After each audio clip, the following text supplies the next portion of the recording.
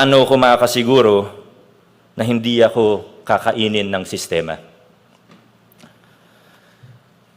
Marami akong pwedeng sabihin, pero habang naghahanda po ako para sa mensahe na ito, sabi ko kanina maiksi, pero hawak ko na po yung mic, siguro mga 2 oras po tayo dito.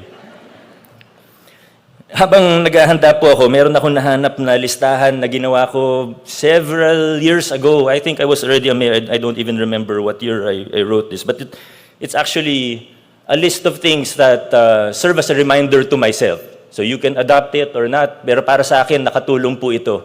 These are 10 things, there are more, but these are 10 things that I have done and I try to continue to do that help me from being eaten by the system.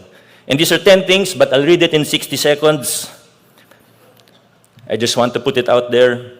Number 1, preparation is more important than courage. Number 2, make a list of non-negotiables and review them regularly. Number 3, when in doubt, choose faith, conscience, and integrity over money, power, and ambition. Number 4, study cognitive dissonance and continuously identify how and where it affects you, your decision-making, and opinion-forming. Number 5, get out of your echo chamber from time to time. Number 6, check your ego every single day.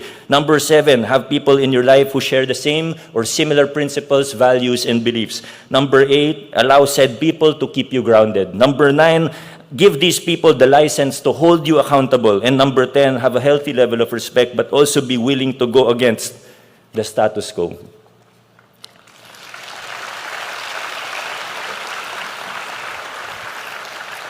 Alam niyo, yung ginawa po namin sa Pasig o yung sinusubukan namin gawing sa Pasig, hindi siya perpektong modelo. Malayo siya sa perpekto. Marami rin kaming pagkakamali, marami akong pagkukulang, kapalpakan pa nga.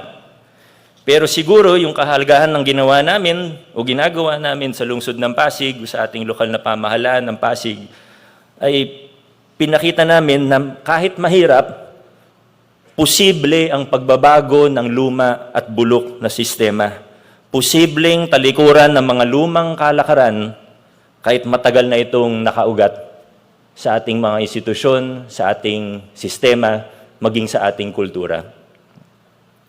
The headlines you see today are just a small, or rather just a byproduct of small incremental steps that we, not just me, but a lot of people took for years